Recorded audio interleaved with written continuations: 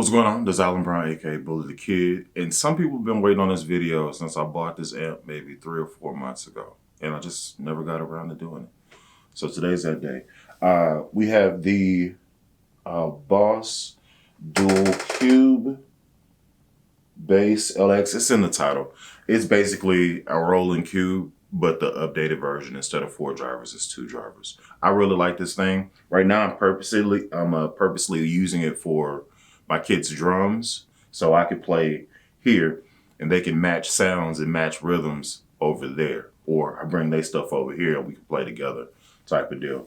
So that's what I'm using it for at the present time. But this is really awesome because this is battery powered, so you can literally take this bad boy any and everywhere.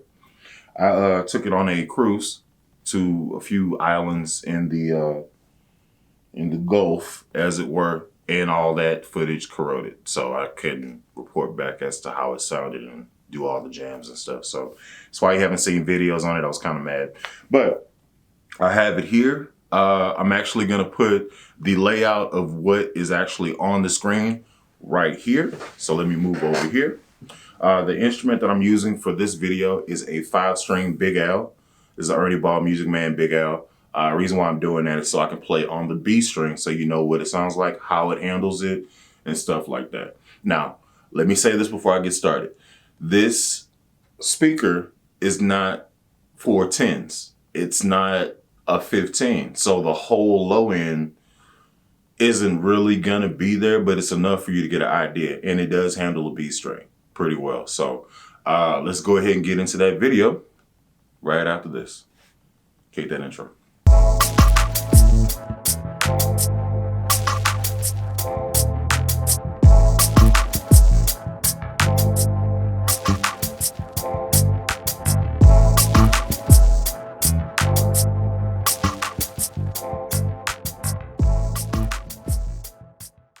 All right, so I've already made videos about the bass. I'm gonna leave this relatively flat in series, all of the pickups, all of them, which is 3, all of the pickups engaged, everything in the center. I'm just checking one more time. Everything's in the center. Yeah, so let's give it a go. We're gonna go and mess with some of these settings that are on here. First off, I think I'm playing through the super flat setting, which is one of the bottom ones. That's right here. Okay, and then there's flat, then there's vintage, then there is modern, and then there's rock. So right now I have it going through the super flat. It's not well lit. The gain is all the way down. The volume is at 12 o'clock. Master volume is at 12 o'clock as well. EQ is not messed with, no effects on. And this is what we got. So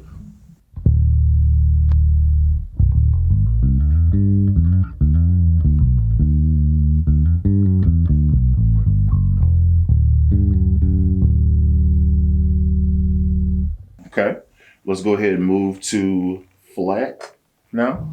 Same type of deal.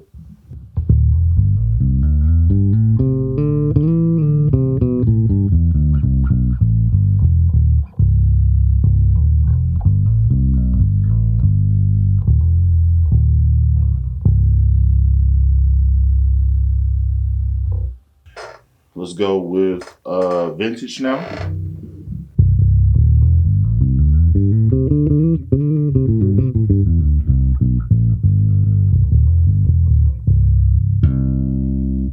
Okay. Let's go to the modern.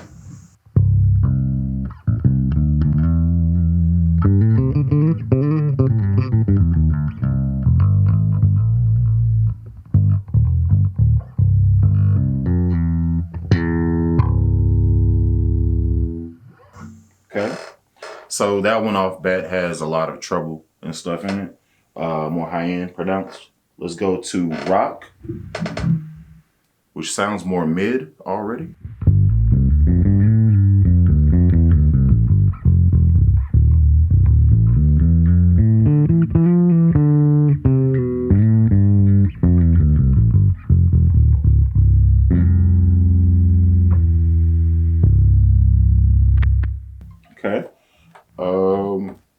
go ahead and start mixing in some of these EQs. So we have bass. Let's go ahead and boost that one. Let's boost treble. Let's take down middle for more of a scoop situation. And let's go to modern. Let's see what that sounds like. I might do some slap stuff real quick.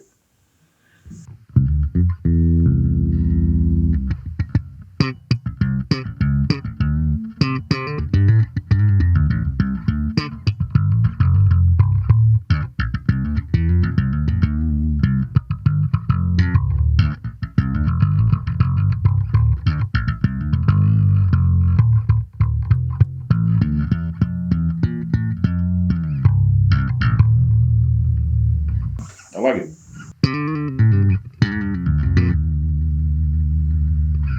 Yeah, man.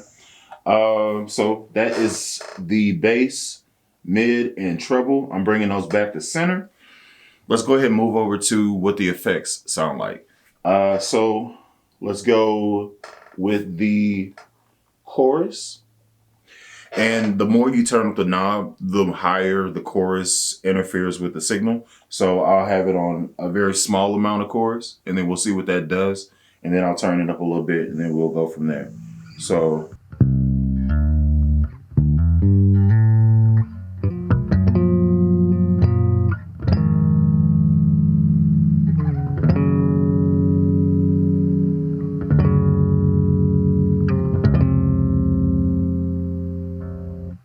Okay, let's go heavy chorus.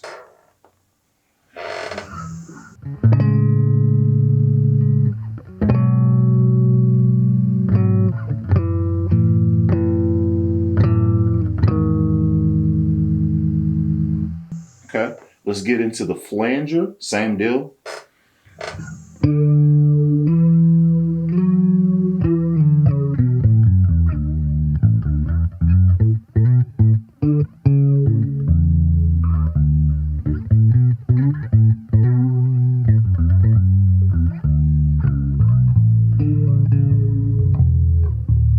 Okay, let's go flanger pretty heavy.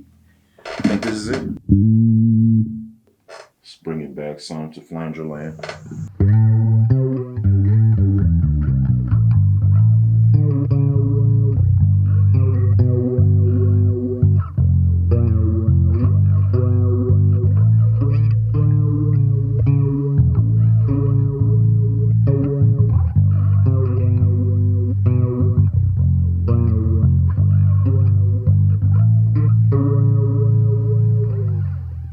So yeah, now let's get into T-Wall, which is basically an envelope filter. One of my personal favorite effects that's on this thing. So we can go with a traditional joint.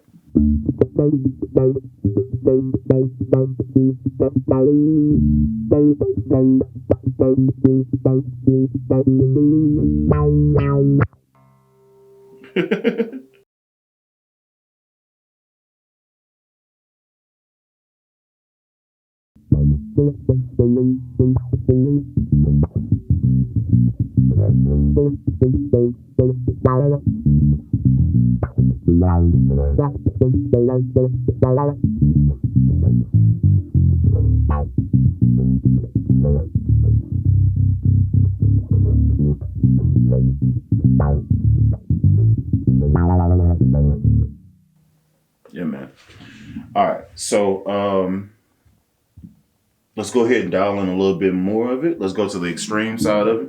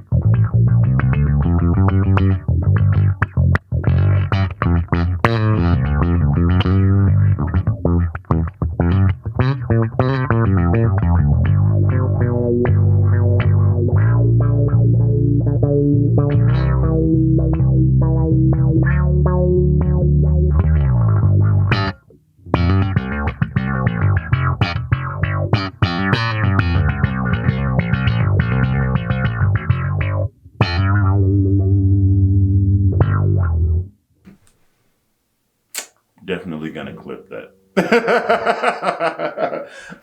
Yeah, so that's one of my favorite effects to mess around with, obviously. So let's do some spicy stuff. Let's go with let's do like a chorus and a delay, because you can use both of these at the same time. So let's go with a little bit of chorus and some delay. See what that does to it.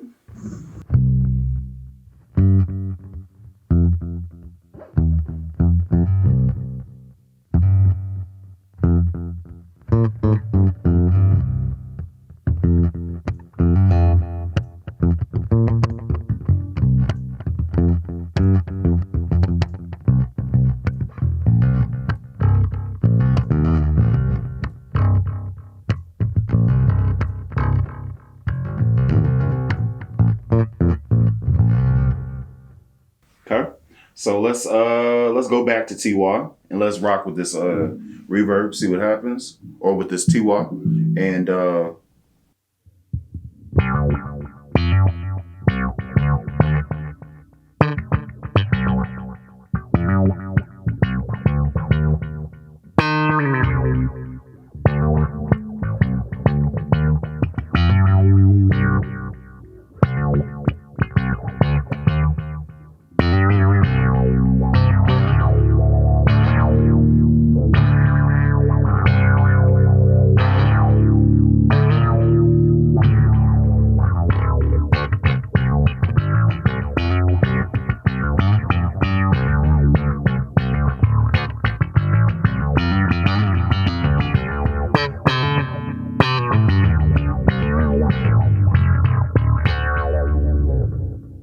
it's a good time, man. I like it.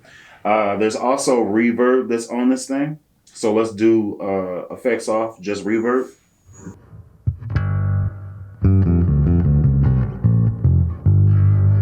It's not a lot. It's not heavy. Let's go heavy. But it's enough to make the sound fuller, which is basically what you want in a reverb. You know, you don't want anything overpowering or hollow. This does, in my opinion, the right amount of reverb, and I don't use reverb very often. It's kind of like why I don't normally play Ampeg stuff, because it does a thing that I'm not really in about. So yeah.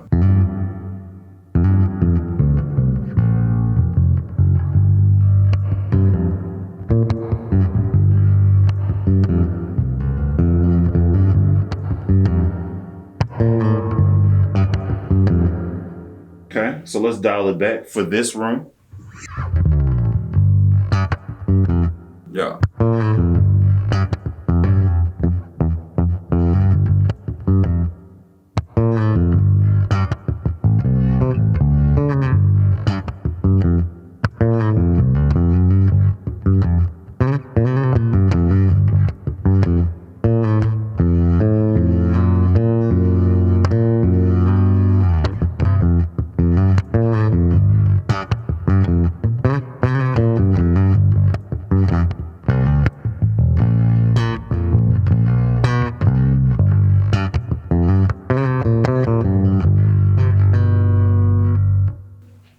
So yeah, I happen to like that too. All right, so that is the effects section of it, and I was playing all that on the modern section of it, which kind of has like a type of noise gate type situation that's on it. Let's get into these rhythms though. So let's go with what we have here, which is basically your metronome. And then it gets into jazz, rock, blues, funk, and country. And I think there's an R&B somewhere around here. But it has 3 presets for each one of those, and it's changeable by a variation button. So I did want to throw that out there to you. If you're looking for stuff to practice with and you don't necessarily have a drummer, this definitely helps out in a pinch. It also has tap control that's on it, tap tempo. And it has varying volume controls that are on there that are switchable by potentiometer. There's a knob to turn it up and down when you're playing with your sound and stuff like that. So yeah, let's get into that. So we have the metronome here. Okay. Variation.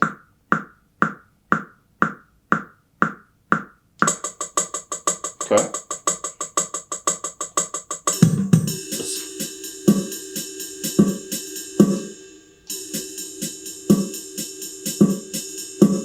Boom, boom, boom, boom, boom, boom, boom. There we go. Okay. In variation.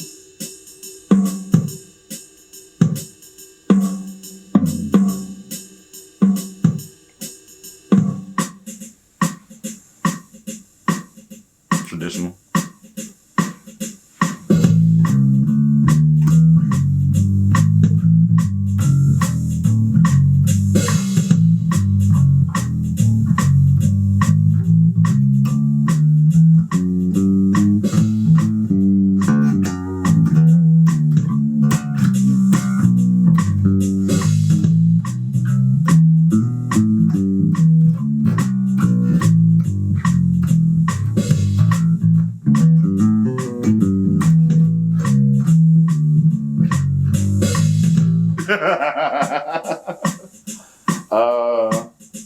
Now we're back to the original one.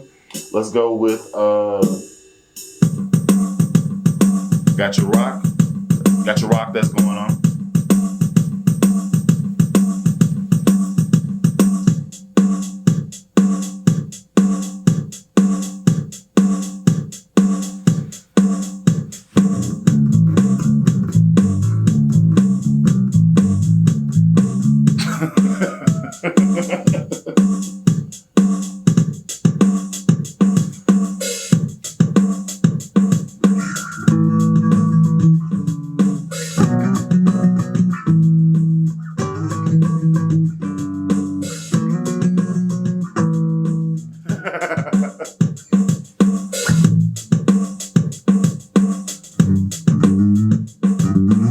I don't know it.